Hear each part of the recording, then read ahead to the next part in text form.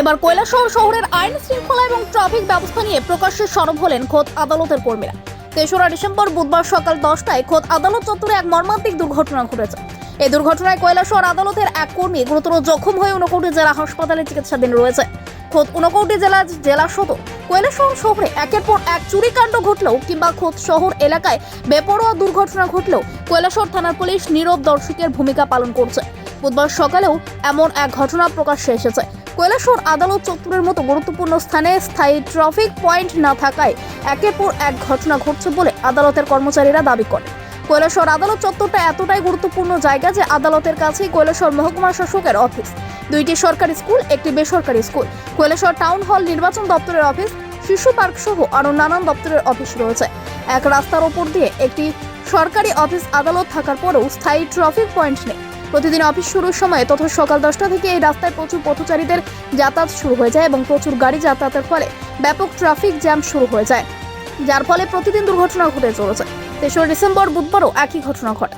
এ ব্যাপারে কৈলাসহর আদালতের এক কর্মী জানান যে সকাল 10টা নাগাদ কৈলাসহর আদালতের এক কর্মচারী শ্রীরামপুর এলাকা থেকে বাজাজ ডিসকভার বাইক চালিয়ে আদালতে আসার সময় আদালতের কাছে কৈলাসহর টাউন হলের সামনে হঠাৎ করে একটি হাই স্পিড অটো গাড়ি বেপরোয়াভাবে দ্রুত গতিতে এসে বাইককে সজোরে ধাক্কা দেয় এবং বাইক চালক সুশেন্দ্র দাস মাটিতে লুটিয়ে পড়েন। ঘটনার সাথে সাথে অটো চালক লুকিয়ে যায়।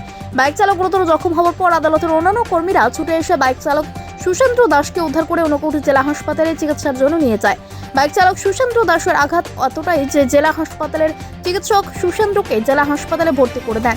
পরবর্তী সময় কৈলাসহর থানার পুলিশ ঘটনাস্থলে এসে দুর্ঘটনাগ্রস্ত TR 06A2126 নম্বরের হাই স্পিড অটো গাড়ি এবং দুর্ঘটনাগ্রস্ত TR 02B7898 নম্বরের বাজাজ ডিসকভার বাইকটি উদ্ধার করে থানায় নিয়ে যায়। পুলিশ ঘটনাস্থলে আসতেই অটো চালক পুলিশের সামনে আসে এবং পুলিশ অটো চালককেও থানায় নিয়ে যায়।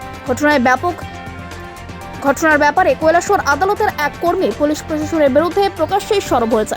আমরা তো অফিস টাইমে এখানে দেখেন এটা ডিস্ট্রিক্ট কোর্ট, এখানে SDM অফিস, এখানে ফায়ার সার্ভিস, এখানে স্কুল আছে, বাচ্চারা চিলড্রেন স্কুল আছে, ঠিক আছে, চিলড্রেন গার্ডেন স্কুল আছে, শিশু নিকেতন স্কুল আছে, অনেকটি স্কুল আছে। এখানে এত অফিস টাইমে এই হারে মানে এইভাবে জাম লাগে। কিন্তু আমি প্রশাসনের দৃষ্টি আকর্ষণ করে বলছি, এখানে শুধু একটা ট্রাফিক নিয়ম মাফিক একজন ট্রাফিক দাঁড় করে রাখা হয়, কিন্তু সঠিকভাবে দায়িত্ব পালন করা হয় না। এবং এই জায়গার মধ্যে কোনো ব্যারিকেড নাই, কোনো কিছু নাই, ঠিক আছে। এই কোনো অ্যাক্সিডেন্ট হয়, সেদিন আমাদের এই নিয়ে আমাদের প্রায় 5-6 জন আমরা কোর্টের স্টাফ এখন পর্যন্ত অ্যাক্সিডেন্টে ক্ষতিগ্রস্ত হয়েছে।